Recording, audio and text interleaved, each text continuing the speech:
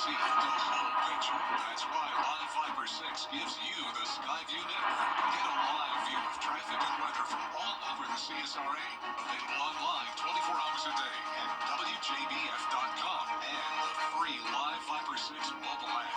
The WJBF Live Fiber 6 Skyview network, powered by Terry Lambert Hyundai. Low prices, big selection, and committed to quality customer service. The Live Fiber 6 Skyview network, sponsored by Terry Lambert Hyundai. High temperatures are only topping off in the 40s again tomorrow, but next week warming up by around 25 degrees. We'll get another spring preview. I'll have all those details coming up. Now on News Channel 6 at 6, Augusta lawmakers in Atlanta today. What leaders are doing to honor our veterans as your News at 6 starts now.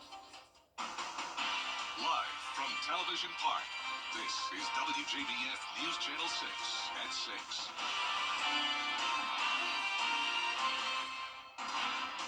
Good evening, everyone. I'm Jenny Montgomery. I'm Brad Means. Thanks for joining us. Coverage you can count on begins with a delegation from Augusta spending. It's time now for a check of the weather. Here's Chief Meteorologist Jenna Petracci. Well, it was a beautiful sunny day, but chilly out there for sure. Right now on our Terry Lambert Hyundai Skyview cam in Emmanuel County, you can see the sun getting ready to set. It is breezy. We have high pressure settling in, and those winds are going up to around 25 miles per hour now. Today's almanac shows no rain today. We did have a cloudy start, but those skies quickly cleared. This morning, a low of 37, and our afternoon high was only 47 degrees. We're still seeing a lot of 40s, but even places like Thompson and Bamberg now down to 39. Barnwell, same thing. Wrightsville, you're sitting at 42, 41 in Lincolnton, and 44 in Waynesboro. So there's the winds coming out of the north-northwest, sustained up to 13 miles per hour in Augusta, 11 in Evans, and the winds are now gusting up to 23 in Evans and Gibson, 22 in Louisville. The highest wind gusts today were recorded in Augusta, Washington, and Sylvania, all 29 miles per hour. So when you factor in the wind, it is feeling like below freezing in some of our areas. 29 in Washington, feeling like 30 in Crawfordville and Saluda. So tomorrow morning it will be a harsh wind chill when you're stepping out the door, but high pressure will keep things dry. We still have some leftover snowfall up towards the northeast and even into parts of North Carolina and Tennessee. The wind chill for us will be dipping down into the 20s later on tonight and is possibly as low as around 15 tomorrow morning. The actual air temperatures will be going down to the low 20s, and slowly but surely we'll start to warm up this weekend. We will have lots of sunshine to enjoy, and next week brings sunshine and much warmer temperatures. I'll have a look at the next 10 days coming up shortly, but back to you. Jenna, thank you. 3 people have been exonerated in the death of an infant in Augusta last year. District Attorney Jared Williams announcing that charges of malice murder and felony murder have been dropped against Benny Nash, Lamish Sarite, and September Sarite. They were charged after an infant in their care died from what appeared to be hypothermia. Williams says an autopsy revealed the cause of death to be undetermined and that the baby's body temperature was above the threshold for hypothermia. After moving from one location to another over the last decade, the Aiken County Visitor Center will soon be closing its doors. Graham Lee, live in Aiken now, and Graham, County leaders say the reason it's closing is a sign of the times. That's exactly right, Brad. And foot traffic here at the Aiken County Visitor Center has been hard to come by in the last few years, and it's the biggest of many reasons why it will soon be closing. The Visitor Center has been in operation in different locations since it opened about 15 years ago, but they launched a new communications division on January 1st as a marketing strategy to catch up with the times. The county is currently paying $30,000 a year for this rental property on Lawrence Street, and with technology advancing, leaders feel there are better ways to use that money. Now, the county administrator also tells me they want to close this center to limit competition with other small businesses. At the time when we did start the retail operation, there was very little of the t-shirts and that kind of thing in the downtown area, but things have changed in the last 15 years. So now there are lots of vendors. So the retail operation is one we don't want to compete with for-profit businesses, small businesses. So that's another reason. Sanders also tells me they will be working with the staff here at the visitor center to ensure a proper transition. That way they can stay employed. Employees could be moving to the county government center as their next location, but we do know that the visitor center here will be closing officially on June 30th. Live in Aiken, Graham Lee, WJBF, News Channel 6. Thank you, Graham. Today, several inmates in Aiken County received their GED. The ceremony was held at the Aiken County Detention Center. Sheriff Marty Sawyer and Aiken County School Superintendent Dr. Corey Murphy took part. 5 inmates got their diplomas. There's study after study shows that education is the number one factor in that. So, we want this so people don't come back to jail. We want them to have their education. I think it's great that we have the program here. It's very much needed. This is our second group of graduates since I started, and we'll have another group in May. The goal of the program is to make sure the inmates have the tools to be successful when they get out. Researchers at MCG are looking at obesity and brain health. The studies so far have shown that high fats and high carb diets have a negative impact. Processed foods, fried foods, high sugars, and others can really be detrimental to your brain health as you age. One doctor says there are different types of fats that can be good and bad for you. Some fats are beneficial, so they are good and bad type of fats. So you need to get some fats that provides, for example, essential fatty acids, but avoid some type of fats that are harmful, like trans fat or saturated fats. Doctors say maintaining an active lifestyle can really help protect your brain health. Shepherd Community Blood Center is hoping for an influx of donors. They need 100 donations every day to supply our local hospitals. You can donate whole blood every 8 weeks, plasma once a month, and platelets 24 times a year. Platelets are crucial for cancer patients and can take about 2 hours to complete. When you're finished, they'll test it to make sure there are no viruses or diseases. A lot of people don't think about cancer patients needing blood, but actually they use more blood products than just about anybody. So a lot of our blood products go to cancer patients, and of course they all go to patients right here in the CSRA. You can donate blood if you're 16 or older. Just visit your local Shepherd Blood Center. Well, we are not going to have News Channel 6 at 7 tonight for a very good reason. We invite you to join Dee Griffin and Carlton T. Clay as they take a special look at a special group, illustrious African Americans from all across the CSRA. News Channel 6 continues to honor Black history right here on News Channel 6. Please watch us. Still ahead, 1 month into the Trump administration. What goals the president has accomplished after the break. News Nation tonight. A mansion. Chief meteorologist Jennifer Tracci is back with us now. Well, we're still tracking cold weather for now. Highs only in the 40s tomorrow with temperatures around 20 Friday morning. Getting much warmer next week, though, and then rain possible on Thursday. I'll have your full Viper 6 forecast after this break. Do you like this one? I think so. The live Viper 6 Skyview Network, sponsored by Terry Lambert Hyundai. Weather headlines on News Channel 6, brought to you by Hickson Roofing.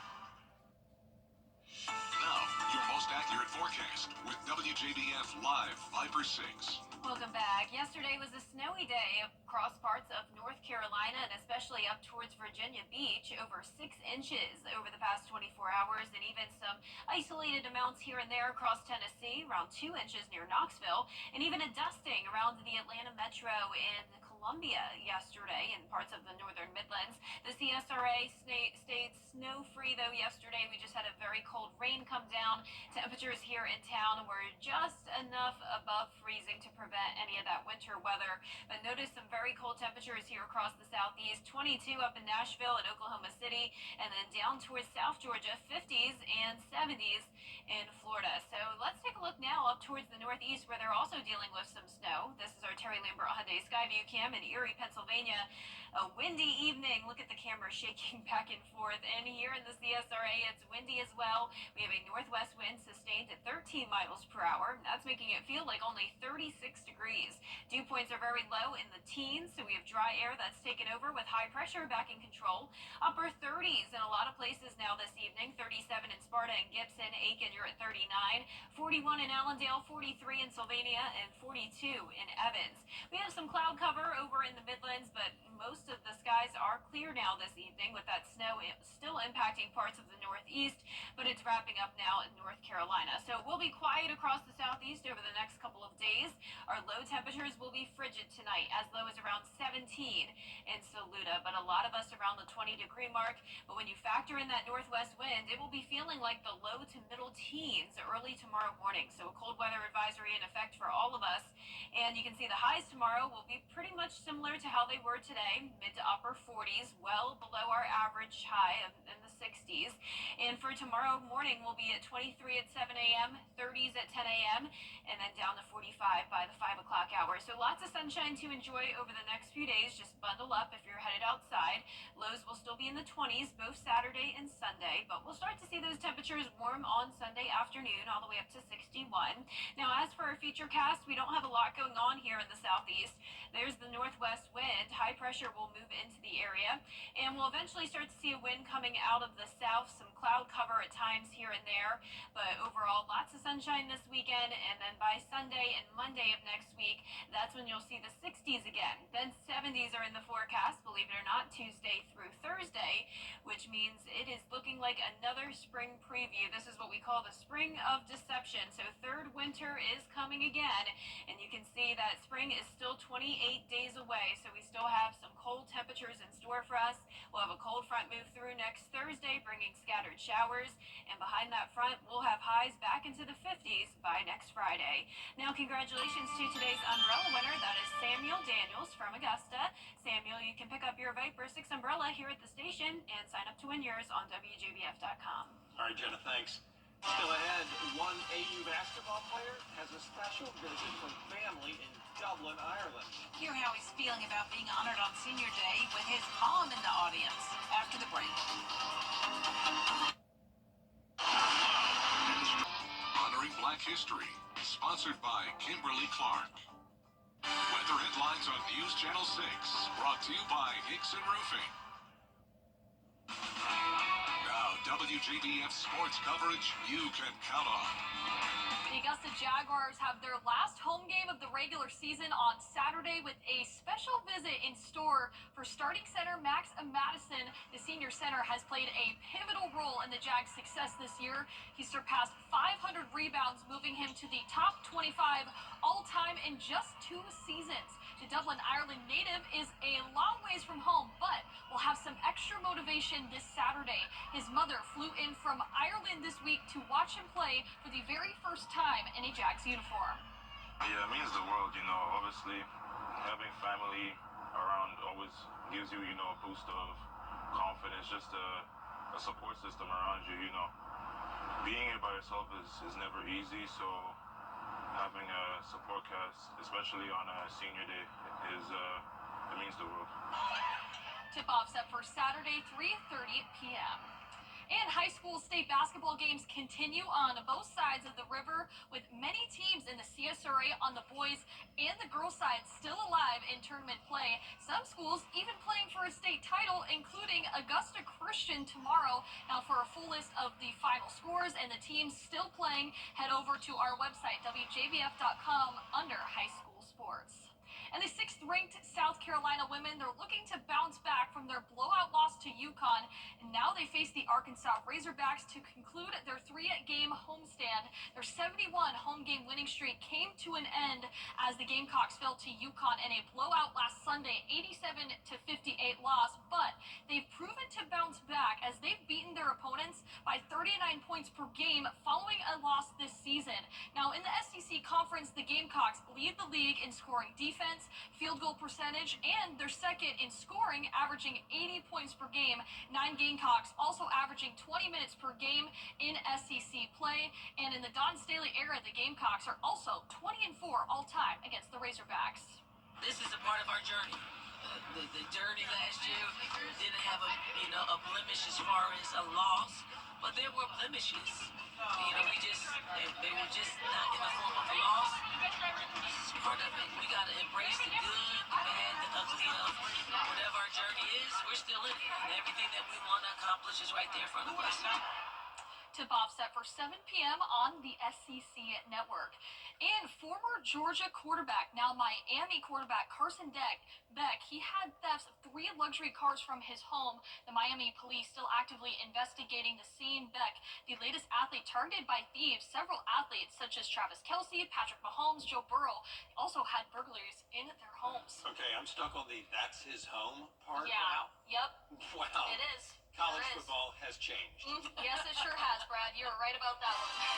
Unbelievable. Thanks, Chief. We'll be right back.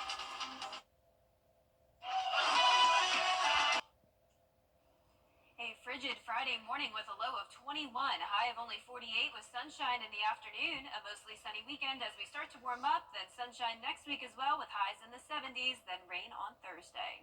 Apple is going to start taking pre-orders tomorrow for the new iPhone. It's called the 16e. The price is just $599. It'll have all sorts of features on it, including a USB-C port for charging. And it'll be in stores February 28th. And that is our report for now. Thank you for joining us. We're back at 7, right after World News Tonight. And then we'll see you again for News Channel 6 at 11. Have a great evening. Good night.